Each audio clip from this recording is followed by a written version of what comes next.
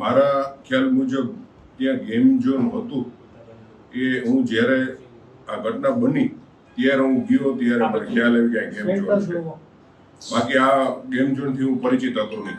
એમાં એવું છે કે એ એરિયા છે ને ત્યાં નોર્મલી વધારે ગોડાઉન અને ઓપન પ્લોટ જ છે. એટલે ત્યાં અમારે પ્રજાના કામ માટે અત્યાર સુધીમાં ક્યારેય કોલ આવ્યો નથી ને એ બાજુ જવાનું થતું ન હોય. છતાંય મારા ધ્યાનમાં ક્યાંય એવું ગેરકાયદેસર બાંધકામ જોવા મળે તો હું જે તે વોર્ડ અધિકારીનું ધ્યાન દોરું જ છું. થઈ ગયું હોય ને એમાં આપને ખ્યાલ ન હોય કે આનું કમ્પ્લીટ, કારણ કે મારે એવો કોઈ રાઈટ નથી ત્યાં જઈને કોઈ પાસે માંગવાનો. કારણ કે કોઈ 10 માળનું બિલ્ડિંગ હોય, હું ત્યાં જઈને એના પ્રમુખને એમ ન કહી શકું લાવો તમારું કમ્પ્લીશન. કારણ કે જે તે સંબંધિત અધિકારી, તો હું દર વખતે કાંઈ પણ હોય તો સંબંધિત અધિકારીનો હું જાણ કરતો જ હોઉં. ટીપી શાખામાં જે આટલો ભ્રષ્ટાચાર ચાલતો હતો અને હવે એસીબીની જે રીતના તપાસ ચાલી રહી છે તે પ્રમાણે પ્રૂવ થઈ ગયું છે, તો તમને કોઈ ટીપી શાખામાં આટલો ભ્રષ્ટાચારની ફરિયાદ મળી હતી? કારણ કે ક્યારેય નથી મળી. અગ્નિકાંડ માટે એસઆઈટી નીતિન રામાણીને ખબર હોય કે આ ગેરકાયદેસર બાંધકામ છે, તો નીતિન રામાણીએ કોઈ પદાધિકારી સાથે ચર્ચા નથી કરી?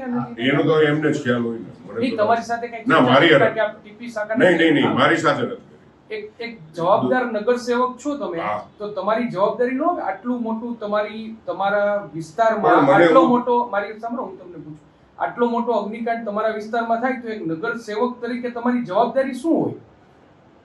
મારી જવાબદારી એ જ હોય કે કોઈ પણ ગેરકાયદેસર કઈ બાંધકામ હોય, મને જાણમાં આવ્યું હોય તો મારે સંબંધિત અધિકારીઓને જાણ કરવું જોઈએ. આજની તારીખે મને કોઈ પણ જાતના લેખિતમાં કે મૌખિક અહીંયા આવીને મને કોઈ કમ્પ્લેન કરે તો હું એકનોલોજમેન્ટ સાથે, હું તમને એ બતાવું, એકનોલોજમેન્ટ સાથે હું ઇન્વર્ટ કરાવી દઉં. નહીં, પણ આ જવાબદારી તો આટલી મોટી અગ્નિકાંડ થયો ના, મારી જવાબદારી ન બને. મારે તો એ અધિકાર જે તે તંત્રની જવાબદારી મને એને બધાય આપે. કોઈ પણ વસ્તુ માંગે, ફાયર એનઓસી, કમ્પ્લીશન સર્ટિફિકેટ, મને કોઈ ન આપે.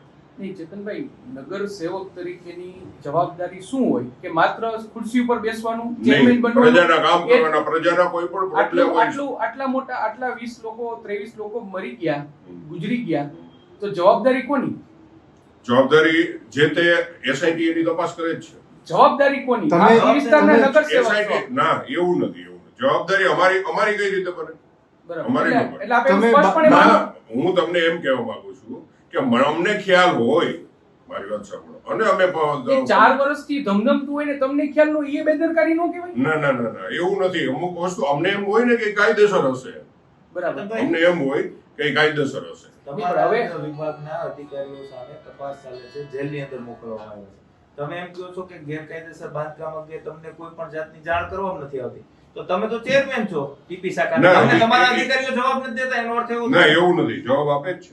નહીં મને ચેતનભાઈ, ઈ લોકો મને જાણ ન કરે, મારે એને જાણ કરવા. હવે ચેતનભાઈ, તમે આ વિસ્તારના, તમે આ વોર્ડના નગર સેવક છો, શું માનો છો આમાં શું કાર્યવાહી થવી જોઈએ? તમે શું માનો છો?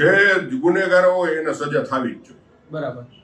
ચેતનભાઈ, આપની એ પછી પદાધિકારીઓ હોય કે કર્મચારીઓ હોય, કોઈ પણ હોય. તમે સ્પષ્ટપણે એવું માનો છો ને કે કોર્પોરેટરની આમાં કોઈ જવાબદારી નથી? ના, એમ નથી કહેતો હું. કોર્પોરેટરની જવાબદારી હોય છે જો એને ખ્યાલ હોય. હા, એટલે તમને આ બાબતની ખ્યાલ